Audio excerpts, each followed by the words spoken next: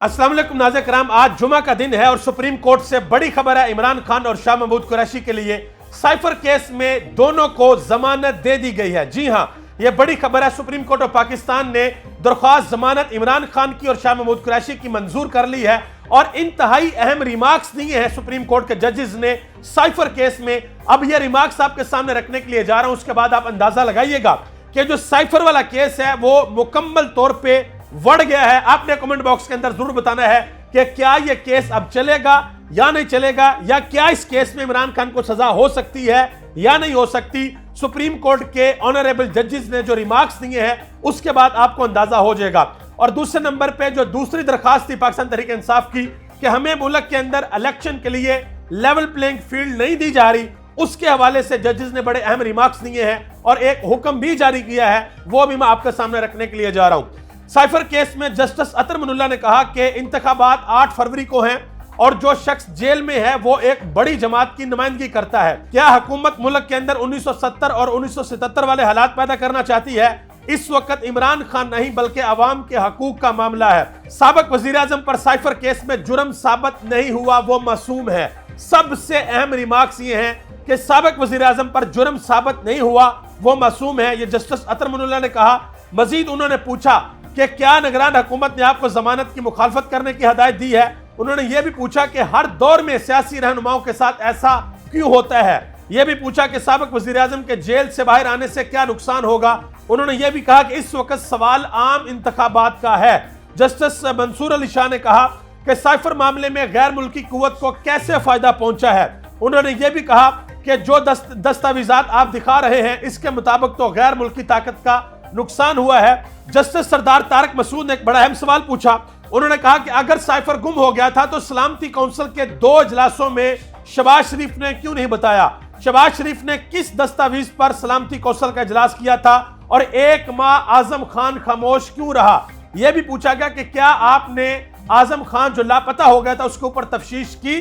तफ्तीशी अफसर ने यह तफ्तीश की कि वो कहां पर लापता हो गया था। और यह भी पूछा कि क्या आजम खान शमाली इलाका जात में चला गया था, वो कहां पर था? ये सारे के सारे सवाल जो हैं वो आज ऑनरेबल जजेस ने पूछे हैं। तो आगे से प्रोसिक्यूटर ने जवाब दिया।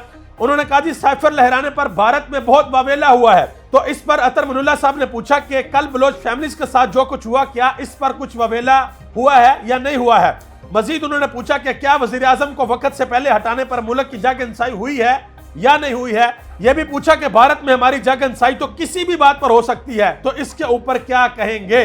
और तहरीक इंसाफ ने जो दरखास्त दे रखी थी कि हमें लेवल प्लेइंग फील्ड नहीं दी जा रही, उसके ऊपर जस्टिस अतर मनुल्लाह ने कहा कि बज़ाहिर लेवल प्लेइंग फील्ड ना मिलने का जो इल्जाम है वो दुरुस्त है। सुप्रीम कोर्ट ने कहा कि एक तरफ इलेक्शन और दूसरी तरफ इलेक्शन कमीशन अडयाला जेल में समातें कर रहा है। एक तरफ इलेक्शन हो रहा है और दूसरी तरफ आप अडयाला जेल में जाकर समातें कर रहे हैं। क्या यह आपका कंडक्ट है? आपने इलेक्शन करवाने हैं। यह जस्टिस अतर मनुल्लाह ने इलेक्शन कमीशन के हकाम से पूछा और यह भी कहा कि कोई आप पर एतमाद नहीं करता तो इसकी वजूहात हैं। सबके सामने चीजें हो रही हैं, आपका कंडक्ट साबित कर रहा है कि कोई लेवल प्लेइंग फील्ड नहीं है। यह भी कहा कि इलेक्शन कमीशन आईनी अदारा है, आपने शिकायत का अजाला करना है। यह भी कहा कि लेवल प्लेइंग फील्ड यकीनी बनाए और यह भी कहा कि इलेक्शन कमीशन के जो हकाम है वो पाकिस्तान तहरीक इंसाफ के वकला को मिले और उनकी शिकायत को दूर करें। और यह भी कहा कि जो नामजदगी फॉर्म जमा नहीं कराने दिए जा रहे, इन शिकायत पर आपने क्या किया है? और यह भी पूछा कि उस्मान डार की वालदा के साथ जो सब कुछ हुआ है वो सब ने देखा है, हुकूमत इसके ऊपर क्या कर रही है? तो इसके बाद डीजी ला इलेक्शन कमीशन ने जवाब दिया कि पीटीआई के कागजात नामजदगी छीनने की कोई दरखास्त हमें नहीं मिली। इसके ऊपर शुएब शाहीन ने जवाब दिया कि कल 4 दरखास्तें मैं देकर आया हूं, इलेक्शन शेड्यूल जारी हो चुका है, अब भी एमपीओ के ऑर्डर्स जारी हो रहे हैं। पाकिस्तान तहरीक इंसाफ के उम्मीदवारों को कागजात ना दिए जा रहे हैं, ना जमा कराने देते हैं। वकला को भी रिटर्निंग अफसरान के दफ्तर से गिरफ्तार किया जा रहा है। यह सारे का सारा आज मामला सुप्रीम कोर्ट के अंदर हुआ है। इमरान खान शाह महमूद कुरैशी को जमानत मिल गई है। अभी फिलहाल उनकी किसी और केस के अंदर गिरफ्तारी नहीं है, लेकिन उनका केस चल रहा है तोशा खाना का जो नैब का रेफरेंस है। और अभी ये कहा जा रहा है कि हो सकता है, मुमकिन है कि 9 मई के वाकयात के अंदर इमरान खान के ऊपर गिरफ्तारी डाल दी जाए। लेकिन ऑनरेबल जजेस ने जो आज रिमार्क्स दिए हैं उन रिमार्क्स से यह लगता है कि इमरान खान साहब जेल से बाहर आएंगे और सबके लिए लेवल प्लेइंग फील्ड होगी। ऐसा नहीं होगा कि एक जमात को बंद कर दिया जाए एक जमात को लेवल प्लेइंग फील्ड ना दी जाए, उनके रहनुमाओं को बंद कर दिया जाए और फिर पाकिस्तान के अंदर इलेक्शन हो। अभी यह सुप्रीम कोर्ट और पाकिस्तान के कंधों के ऊपर भारी जिम्मेदारी है कि क्या वो पाकिस्तान के अंदर लेवल प्लेइंग फील्ड देकर इलेक्शन करवाते हैं या नहीं करवाते, क्योंकि पाकिस्तान के और दुनिया के जो बड़े बड़े तज्जियाकार हैं वो ये कह रहे हैं कि अगर इमरान खान को जेल के अंदर रखा गया, अगर पाकिस्तान तहरीक इंसाफ को लेवल प्लेइंग फील्ड ना दी गई तो इन इलेक्शन की किसी किस्म की कोई क्रेडिबिलिटी नहीं होगी।